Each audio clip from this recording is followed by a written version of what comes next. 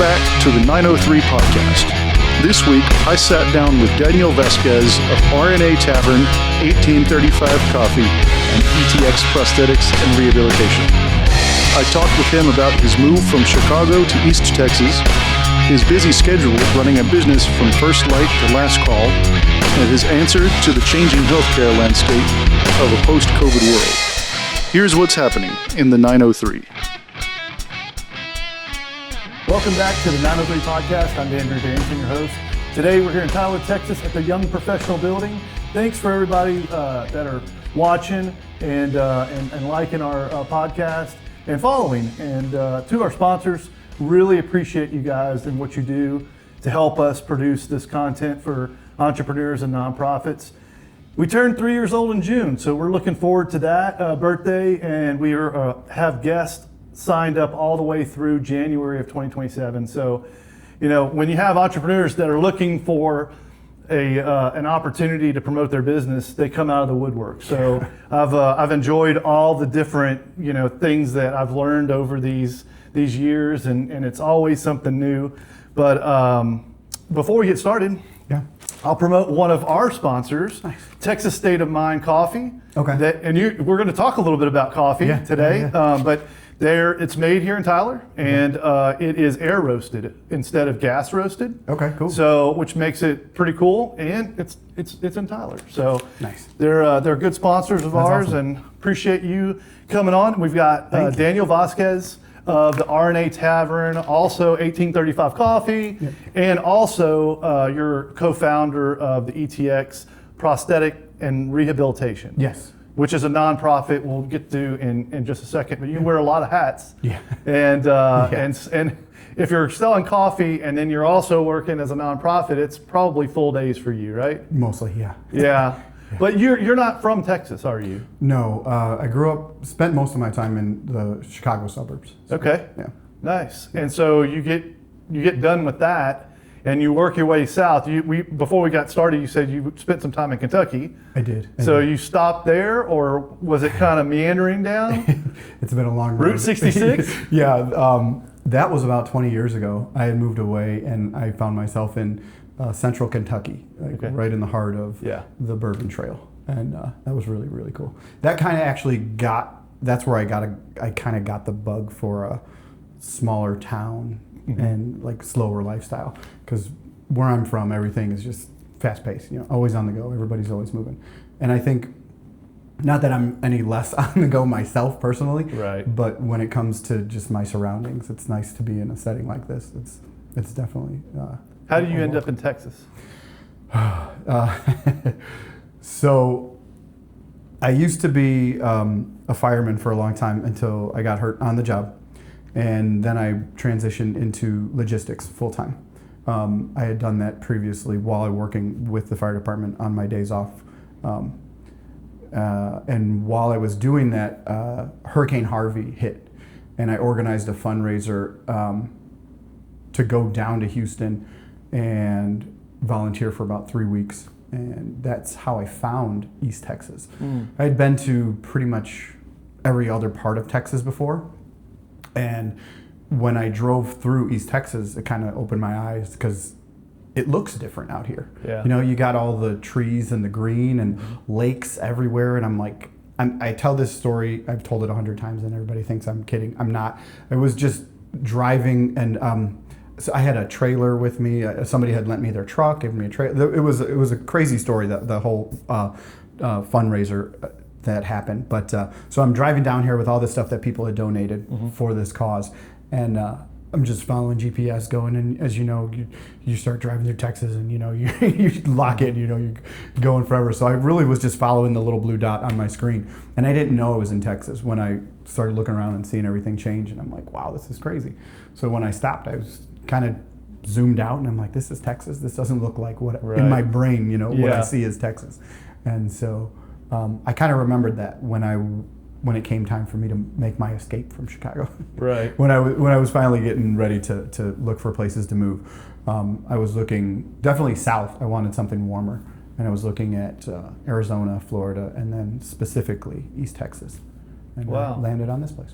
Yeah, and so you move here and you're doing logistics, or are you?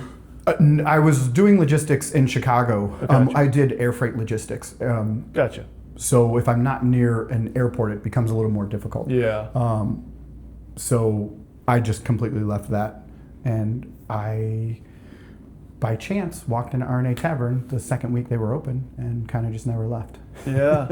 So you start bartending for them, or being a bar manager Yeah. for them, and walk me through, like, you walk into that business in week 2 or month 2, and you've seen it mature. And how old is it now? January was 6 years. 6 years. Yeah, So been there for officially. 6 years, and now you're officially the owner Yes. and has purchased it from the founder, Yes. Jamie. Yeah. And I mean, it's got to be wild to think about how much things have changed. Like, point of sale system, I'm sure, is different. Advertising the business is probably much different. But Mineola is one of those towns where, like, your neighbors. Yes. It's kind of a small, cliquey type town. It is. And now being in there for 6 years, it's kind of the place that you go, one of the places that everybody knows by name. Yeah. And I've been there a few times, and it's always, the selection is the big part that I, when I was reading reviews about the business, that was the thing that a lot of them were talking about, is just the amount of options that are available there. And we can talk about that if you'd like, just about what RNA has in store for someone whenever they're either visiting Mineola, they may be shopping or what have you, and you've got some pretty decent restaurants there too. Yeah. So talk to me about Jamie, and talk to me about how that transition happened. So credit where credit's due. You're talking about the changes, and there's been a lot of changes over the years, but we had great bones to start with. So there's a lot that hasn't changed. It's very much the same place that he created, and that was it was kind of, the way it was explained to me was an amalgamation of his favorite things from different bars that they had traveled to from all over the country. So when you come in, you see like the old English style pub bar, and then the librarian's ladder across the back wall, that the bartenders can climb, and the 4-tiered shelf of liquor that you see when cascading behind there. And then we've got the hidden door, the bookcase, that hides the indoor cigar lounge, and the walk-in humidor and all of that. So it's pretty neat. It's not what, kind of like what you're saying in the reviews, it's not what people are expecting when they come in. And so we had a great start and kind of worked from there. And so as far as the selection, that's changed a little bit over time. We've always had a huge selection. And where we still have some of, like, I'd say the ultra high end, bottles that people come in sometimes and it'll just be like, what's your most expensive thing? And they want to try it, Right. just to see if it lives up to the hype or whatever. So we'll always have something in that category, but I think over time we carry less of it. We're more in the $60 to $80 a bottle range on a lot of our stuff, where some guy, because whiskey, well, you're part of all the whiskey groups, it's a huge business. It's huge fellowship. Socially. Yeah, that's a great word for it. But you'll get a lot of guys who come and they see a bottle in the store, and they're like, well, I don't know if I want to spend $80 on something, and then I'm not going to like it. It's just going to sit on my shelf, and I wasted all that money, yada yada. So they can come here and they can try it. Yeah. And that's done really well for us. So we've kind of expanded on that a little bit. Some of the other things we're doing now is taking whiskeys and decanting them with infused different woods. Like right now we're doing a cherry wood infused bourbon that we're using as our house bourbon for all of our bourbon cocktails, like a Manhattan Old Fashioned, things like that. Yeah. And then we're going to actually expand that into a toasted oak barrel. So that'll be fun. And a couple other ideas that we're kind of playing with now that working out, which isn't the worst thing to do when you get to try the new cocktails, before you put them out. So that's what we're working on now as far as our selection goes. I think in East Texas we're probably the largest selection for whiskey, if not we're one of the largest. Yeah, I think selections. definitely. I think we're in and it's fluctuating. People always ask us, do you have a whiskey list? And it's ever changing, so it's hard for us to keep one up. Depending on availability, right? And that's the other thing is availability. But we're right around 110 to 120 different whiskeys. Yeah. We have about 30 to 40 different tequilas and mezcal, which is a hot category, and right becoming now. more so. And a lot of people are crossing over, from I find a lot of people that do like the higher end whiskeys and the cocktails. They're like, let me try that same thing with tequila. Yeah, and it works really well, and for a lot of them, and so much so that it's not just the patrons; it's now the makers. Yeah. So we just got this bottle of Corazon tequila. Yeah. That's aged in Eagle Rare whiskey barrels. That's right. And it's fantastic. Yes. It's really good. Yeah. So, yeah. It's that market is seeing an explosion, and I don't know really if it's more about like how it synthesizes in your body, or maybe the hangover, or maybe it's just overall feeling. It's different than whiskey. Whiskey seems to have a little bit more sugar in it, in my opinion, and so I still see a lot of whiskey being purchased, and I hear about people trying new things, and they're doing everything they can to make sure manufacturing's up and accessibility to bottles are there, because like Buffalo Trace, they expanded, and now they're making more than ever. So the availability is better. It is. It's also putting a lot of pressure on the secondary markets to go down. So I've noticed it all, which is great. Yeah. That's a great thing for everyone. Yes. It was getting ridiculous for a while there. It was during COVID. It was just nuts. But I am personally seeing me transition a little bit more, because you can buy really good tequilas and they're very affordable. And I think of it. I think a part of it is to people transitioning in their mind that tequila. Maybe when you're younger or whatever, you think of it as the Jose Cuervo, and you're doing a shot with the lime and the salt, and moving away from that into enjoying it as a sipping cocktail or as a mixing, cocktail. So. And now, a word from our sponsors. This episode is sponsored by Red Construction and Development, LLC. If you are looking to build or remodel and need the highest quality, best reputation, and 3D rendering, look no further than Red Construction. Call Thomas and his team at 903-630-8660 today. This episode is sponsored by Hoot and Holler Beverage. When I think of Hoot and Holler, their selection and customer service first comes to mind. So skip the big box franchises and make the trip to Hoot and Holler in Gun Barrel City. Between barrel picks, mixers, seltzers, whatever you need for the weekend, they'll help you find it. Stop by today. Scott and team are ready. This episode is sponsored by the Humidor. If you are looking for cigars and want to enjoy a few hours in a great environment with a great staff, the Humidor should be your next stop. With their vast selection and new bar, you'll have a great time every time. This episode is sponsored by Vault Arms, the premier destination for all things firearm related. So if you're in the market for handguns, rifles, or supplies, stop by Vault Arms at 4740 South Broadway or their indoor range at 417 West Elm in Tyler.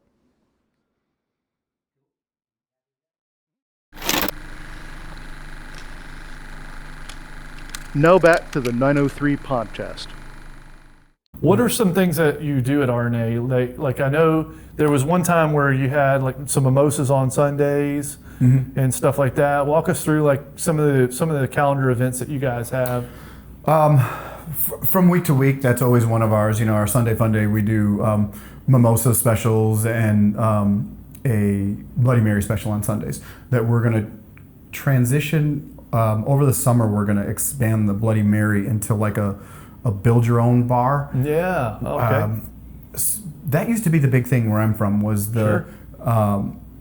everybody would try to outdo themselves with the biggest, craziest Bloody Mary back home, and you'd have like a turkey leg hanging off of it, or a piece of pizza, or a cheeseburger in your Bloody Mary, and you'd pay $25 for a Bloody Mary, but it was a whole meal, Right. And I don't think we're gonna go that crazy, especially because we're limited if we don't have a kitchen. Yeah, Whiskey Cake does it. Do they? On Sundays? Yeah, where you can go and make your own, but it's not a ton of ingredients, maybe like 20, that's about it. Yeah, I think including olives, including hot sauce and everything. Do the different hot sauces, and right. We'll start like filling olives with blue cheese and all the different stuff that you can put in there without going too crazy. But yeah, that's something I'm looking forward to. Sounds like fun. I'm working on, and this is more of a technical issue than anything. We've kind of already started it where we're doing like a throwback Thursdays. And I want to have it where you can bring your own vinyl in, and anybody can bring in their own vinyl, and we'll play one side of your record. And right now, I'm just trying to figure out how to integrate it into our sound system so that we can do that. So that'd be cool. Once a month, we do a different themed party too. And sometimes it might sound cheesy to people, like, oh, they're doing that thing again, and it's like, you gotta work to get people in the door, to give them a reason to come out, or to come to your place instead of somewhere else. Even if it's something simple, like we did a glow party. It was one of our bartenders' birthdays, and everybody came out and had a great time, and it was just something different than what we do every Friday night. You know? I think the next one we have is an annual thing that we do, and it's the Christmas in July. Okay. And we decorate the whole place. It looks like Christmas, and we do. We're going to do we do a Secret Santa and the whole thing. It's a good time, but it's just the little things like that you got to keep grinding on, to get people excited, and it's cool because especially in a smaller town like that, you get to meet the regulars and get them. They get involved in these kind of things because they feel like part of the place, and it's cool to see them participate in this and like look forward to it. And they'll tell you about it, the week's coming up. Oh, I got my costume, or I got this for it. Right. We're going to do that. And so that's fun for us. Yeah, for sure. Talk a little bit about, let me make sure I get this right. Mm-hmm. Do you guys have TVs in there? We didn't. Okay. Because I like that kind of nuance because, you see. We do now. Yeah. You do now? We do now, yes. Okay. We didn't. So do you do things for like football games and things like that? We do. Okay. Originally, we didn't have them just because we want to create an atmosphere where you're conversing. Correct. And, where you're engaging, the staff is engaging with, the people and with the customers, and customers are engaging with each other. And the way the bar is set up, if you for people who haven't been there, there's a lot of nooks and crannies. Mm-hmm. If you want to be social, you can be social. If you want to have some private conversation and keep it more low key, you can do that too, which is really nice, especially in a small place, to have those different areas. And the purpose of not having the TVs was to create an atmosphere, where people were more engaging. The problem with it became where people still have their phones. Yeah. If you can't take their phone away. Right. If we had like when people go to dinner and everybody puts their phone on. Right, if we could do that in the bar, that would be so cool. Yeah, and people would just be but nobody's going to do that. So we do have the TVs now. And what it's allowed us to do is, instead of everybody looking at their phone, on a quiet night and everybody's in their own conversation and now we have one focal point where you're looking at the same thing I'm looking at, and now we can engage about that thing. So we'll play, sometimes we'll play like the chive videos, the guys falling down on their bicycle or whatever, and everybody's laughing, or we play old Alfred Hitchcock movies or things like that. Another thing that's been really good is the trivia, and everybody's everybody's talking about what do and you can play that on your phone too, and keep score and whatnot. So it's been overall, it's been a good thing for us. Yeah. And yeah, we can now, because we have the TVs, we're never going to change to like a full-on sports bar and start hanging up, neon lights in the place or anything like that. But if there is a game and, that's available, we can put it on and somebody can enjoy that while they, have their cocktail. I'd like for you to take our listeners and viewers through the bar. Like you did it a second ago, but you didn't include once you push the bookshelf out, then you walk into the downstairs cigar lounge, yes, right? But then that's just the first level. Yes. Then you go to a second level. Well, beyond that downstairs, there's an outside, a sitting garden almost. And we've got some games out there and just a nice little sitting area. We actually have a charcoal grill out there that people can use. Okay. And they can bring their own meats and grill them, and we'll serve you cocktails and whatnot on the weekends. And so it's a nice little area. It's covered, partially covered, and then so you can stay out of the elements. And we've got misters out there when it gets really hot. Yeah. We bring a fire pit out there when it's chilly, and that's really nice. But then going back in, like you said, if you go upstairs, there's a second lounge. We used to have it as a VIP lounge. Correct. We've recently added a pool table upstairs, and so we've opened it up to everybody.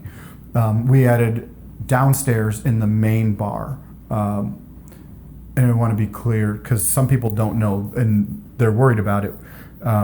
They hear that we're a cigar lounge or we have these areas. So the main bar, there's no smoking. Yeah. The cigar lounge specifically is pipe tobacco or cigars. Any cigarettes, we ask people to go outside, either in the outdoor garden in the back, or you can actually have your drink on the little front area outside the front door. So there's no smoking in the main bar. We added a dartboard there and then a pool table upstairs in the lounge there. And then we changed that from VIP to anybody can use it. It gives us more room for the weekends and whatnot. We still have the lockers up there that people want to rent the spaces out because those are temperature and humidity controlled. We have an upstairs as well in that lounge is a walk-in humidor that we have for cigars. Right. And what does VIP include, or so is it just we're not storage? doing the VIP. Okay. And, like I said, but you just have people rent the. you can rent locker. out the locker space so they can keep their cigars here if they want. Nice. Yeah. You also you helped me with one of our sponsors, Thomas Red. He's in our construction sponsor. Build a custom cigar for him. That's something that you do often, or is it kind of one-off? We don't do it regularly just because we haven't had that many people ask for it. Sure. And I think that's something we can market better, and give us an opportunity for people to, this is great and people know that we have it. But we can create a custom label for you. Yeah. And then the box will be customized as well. And then any of the cigars that we offer, the Connecticut, the Maduros, the double Maduro, anything that we have can be labeled as such for your, private, event or whatever it may be. Where are you located? And then we'll get into the coffee side of things. Yeah. So you're in Mineola, which is on Highway 80, north of Lindale, south of Sulphur Springs, I guess you could call it, or I guess the next town would be Quitman. Quitman, yeah. Yes, just south of Quitman. Yes. Yeah. It's not a huge town, but it's getting more people there because of how awesome it is, especially downtown. But you're on South Johnson Street? Johnson, right in the heart of downtown. Yeah. Anybody who's been there's a gazebo downtown, and the main strip there is actually brick paved road. Last year, the town celebrated its 150th anniversary, so there's a whole bunch of history there. Sure. So much going on. It's, from what I'm told, is the town's kind of built around the train. Yeah, that's the cool part about it is you've got an Amtrak stop there. Yep. So you can literally, I could come and have a drink at your place jump on an Amtrak and be in Fort Worth in a couple hours, Yeah. and then spend the night there, Yep. and then come back. Yes. Or vice versa. Vice If I'm versa. in We could- Dallas and I wanted to go check out RNA or Mineola in general, I can take an Amtrak to Mineola, Yeah. walk around. And we do, because there's so many people who want to get out of the city for the weekend, and Mineola is great for that because you've got, the little restaurants, and I say most of the stuff. There is a Whataburger in town and, Sure. and things like, Sonic or whatever, but there's a lot of locally owned businesses there. That's the heart of the downtown area. and affordable.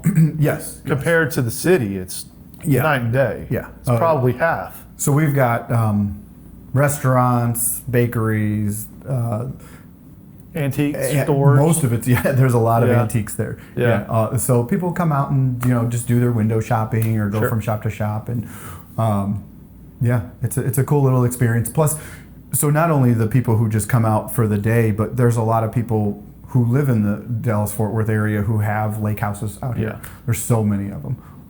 And they come out, to escape the city. But after a little while, they get a little stir crazy at their house and they need something to do, and they start Googling and they see that we're there, and so they come out and have a cocktail. Yeah. Pretty cool. So you and Patricia decide we're going to do coffee. Yes. All right. That's obvious. Big change of hours. It's a big, right? Like big step. when I think, I bartended for a while, but it was a restaurant situation. My shift started like 3 in the afternoon. Yeah. So like I was there until 1 or 2. Then you got to decompress. I didn't go to bed till 3 or 4, and then my shift doesn't start until 3 the next day. Yeah. And now, and I'm not saying that was your schedule, but Oh, no, that was my schedule. Pretty close. Yeah. And now you're introducing a product that you have to be there at 6 a.m. for. Yeah. That's a stretch. But you founded 1835 Coffee. Yeah. Talk to us a little bit about what you offer there. Well, we're full service coffee house now.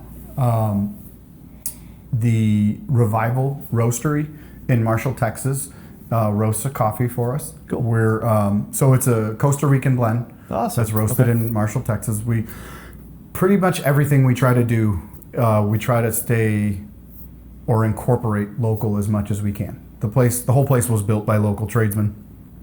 Those cigars that you were talking about earlier, those are hand rolled and labeled in Texas. Most of the beers we carry are going to be Texas Yes. beers. Obviously, we can't do all of our whiskeys and stuff, but we do carry Texas whiskeys as well. So we wanted to make sure we found something local as well, and they do a great job for us. Good. They've helped not only just in creating an awesome product, but they've been so helpful in getting us started. We couldn't have done that without them. So we're full service from 6 in the morning until noon, 7 days a week, and then we switch over at 2, and we're RNA Tavern until midnight, 1 a.m. on Saturdays. Wow. Yeah, That's a but it long was day. exactly how you described it, and I'll say I'm no spring chicken anymore. So I was just getting tired of that same thing, that same cycle. And then you get home at 1 in the morning, 2 in the morning, you decompress, you don't go to bed until whenever hour, and then you sleep away half the next day, Yeah. and you're like, I don't want to keep doing, I can't keep doing this. So, excuse me, part of it was creating something for myself to do outside of that, and it's been good. It's been hard having to, Yeah, you're be basically available living there. at all. You're living there. I'm living. Yeah. No, I've got a great staff that's picking up, and I'm transferring or transitioning out of that completely and just doing coffee. Awesome. So it's pretty awesome. Yeah. I talked about the reviews earlier. You've got 150 reviews, which is a pretty good bit. Yeah. And 4.8 stars. That's almost perfect. We're very, very, very proud of that. Yeah. And I'm very proud of our staff too, because that's. Well, that's none of on them mentioned you by name. Yeah. No, I'm kidding. The ones that I read were mostly about your waitresses. Yeah. I mean, your bartenderesses, I guess you'd call it. That the drinks were very tasty, and the only complaint was about no draft beer. But I mean, if you're going to keep as many beers as you have in stock, it's impossible for you to have any draft. We're so limited by our space. Yes. You know, we're required to be able to serve a certain amount of food because we're a private club, and then we fit a whole nother business into RNA when we started 1835. I called it 1836. Sorry. That's all right. That's we can get into that too if you want. But so when we started 1835, we had to make room for a whole nother business there. You know, it's not just the espresso machine, it's all the equipment that goes inside with that, the new coolers that go with that. We have to store all of our, our milks and additives, things like that. We had to make room for the cups and all of our grinders, all of that stuff. We had to add a 220 outlet to be able to run our machine. And then we don't do only coffee, we do energy refreshers as well. We wanted to offer something for people who don't drink coffee, or maybe you're just not in the mood for it and you want something else. So we do that as well. We serve cinnamon rolls, muffins, and bagels. Our big thing in the morning is bagels. That was something that I was missing from home, really. So we make our own flavored cream cheeses. We do a strawberry, a plain, a garlic and chive, and a jalapeno cream cheese to go with the bagels. And so you can come in and grab a snack and get a coffee and get you set on your way to work. And Do you think schedule's probably the hardest part of owning your business? It's definitely one of them. Right. And we are a small place. We talk about all this stuff that we're doing and these different spaces we have in the bar, and now we're offering coffee and we got bagels and we've got the whiskeys and all this. We're still a pretty small place, and so I don't have a staff of 20 or 30 people. Right. So if somebody can't come to work, or life happens, we understand that. So, but that falls on us ultimately to be able to pick up the slack when that does happen. So, yeah, the schedule can be daunting, I guess. Right. What is the best thing about That's all part of it. owning a place like RNA? I guess the best and worst thing is it's all on you. Like if if it goes south, it's on your shoulders. But if if you're doing well, that's on you too. So you get to you kind of get to steer the ship. It's going, and we get to try new things. Like I was telling you, we're doing the barrel aged whiskeys with the the toasted oak and the cherry wood infused bourbons and things like that. We get to shake it up a little bit. Have somebody telling us, no, that's not going to work or whatever, and we get to experiment a little bit and see what we like and what we want to do. What does RNA stand for? Ribonucleic acid. Okay. So the thinking behind that was that we are so different than anything. So for those that aren't familiar, RNA is the information sharing component to DNA. And the DNA of RNA is so different than anything else around. Our hope was that you would come in, we could show you a good time, have this great experience, and maybe introduce you to new cocktails or drinks, and then you would take that information and you would share it with all the people in the community and your friends and your family, and spread the word. That's cool, man. Yeah. What's something that you think either people that go there a pretty good bit, or that have never been there before, that is listening, or that have heard about it, something that they don't know? Like, is there something that maybe that normal person that comes by, there's something unique? Is there like something I don't know, under the ground, underneath the building, or is there any like old wise tales about that building? I think almost all of the buildings in that. I think so too. That's why I asked. Every single one of them's haunted to the point that I can tell you stories about what the. I had the Beckham Hotel on before, and they're like, yes, for sure.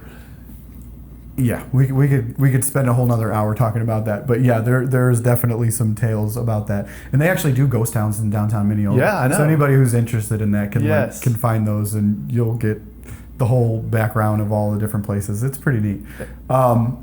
Can you share one experience you've had? Because it sounds like you've had an experience. Well, this just goes back to the community that we have down there of all the business owners. When we opened in January of 2020, I think we were open for a short spurt in 19, but officially opened in January 2020. Okay. Regular hours. So What a perfect time to open too. exactly. Yeah. When we were closed, so March 31st comes around and shut the Habit, doors, yeah, whatever, close. and so when everybody else was allowed to reopen, because we're a private club and we didn't serve food, we weren't allowed to open. Right. So 8 months out of that first year, we were shut down, and that was awful.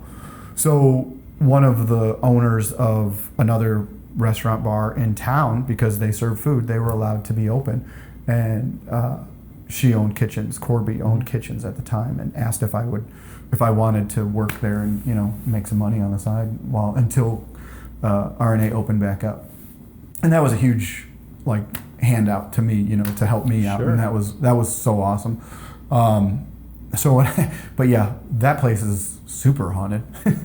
And when I used to call her and I would say, hey, check the cameras at such and such time, and she'd tell me something like, yeah, I checked the cameras, and she'd send me the video. She'd say, I can hear the lady talking, but I don't know what she's saying. What happened? And I'm like, there's no lady in here. It's only me. The doors are locked from the inside, and I'm going home. Right. I'm out of here.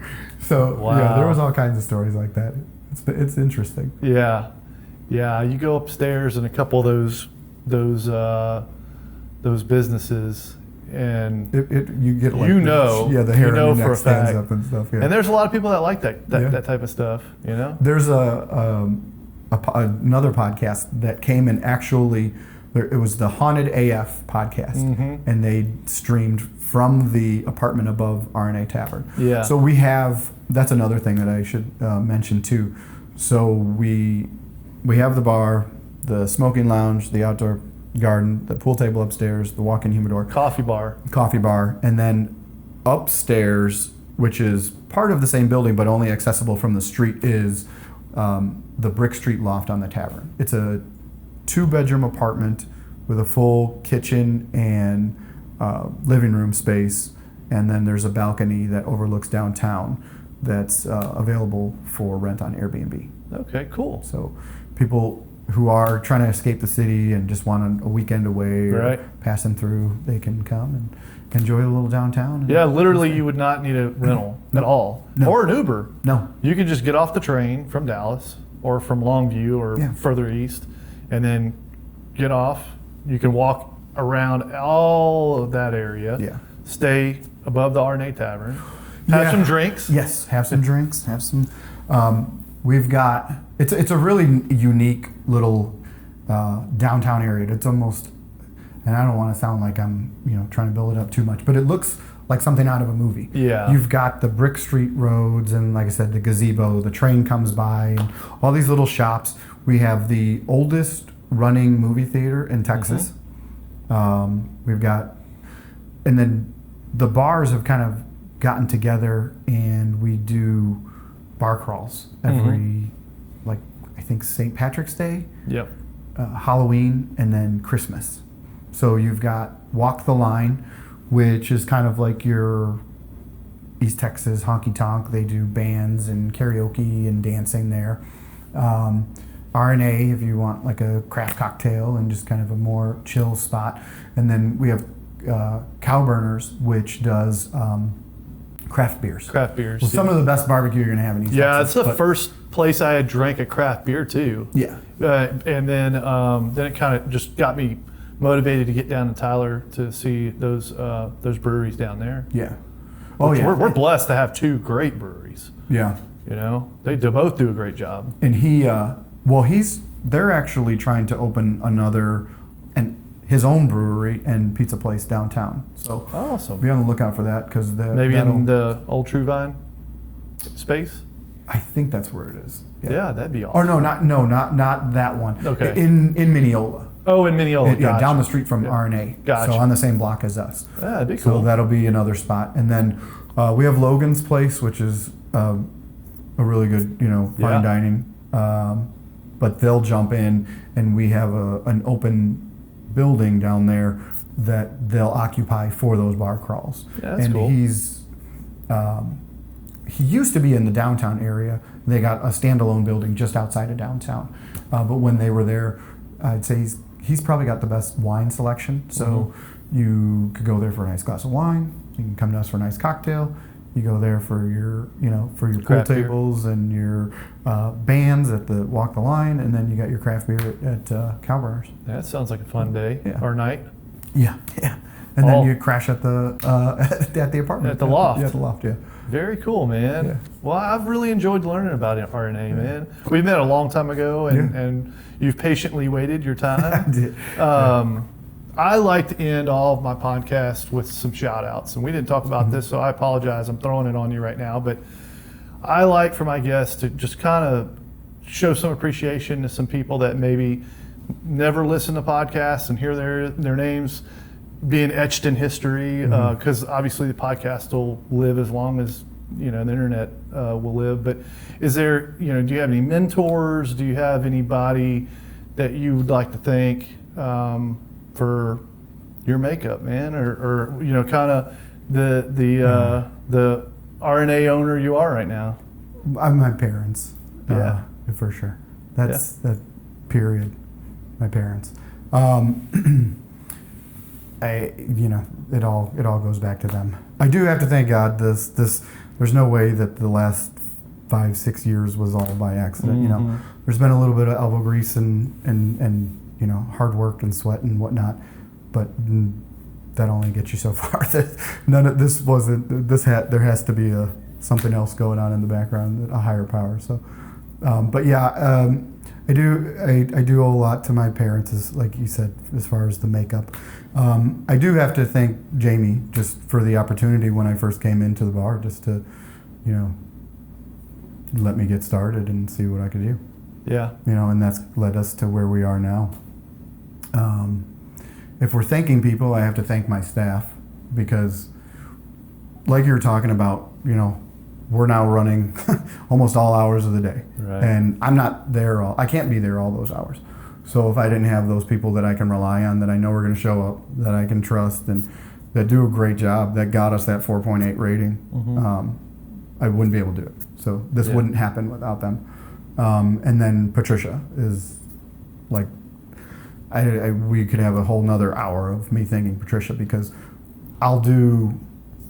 she works Monday through Friday at the hospital in Longview, and then comes home and does whatever's needed for the coffee house, whether it be baking for the next day or shopping for whatever supplies we need and whatnot. When it comes down to it, really, she does all the work, and I just make a couple of coffees. She's doing everything else, and so and then she comes in and works on the weekends with me too on there. So I can't thank her enough. Yeah. She's the best. Yeah, that's cool, man. Yeah. Was there anything that we did not talk about that you wanted to The nonprofit that let's talk about that. Helping with ETX Prosthetics and Rehabilitation. Yeah. So the original owner of RNA, Jamie McPherson, owns Tyler Prosthetics. Okay. He himself is an amputee. And so this is kind of a cause that was close to his heart, and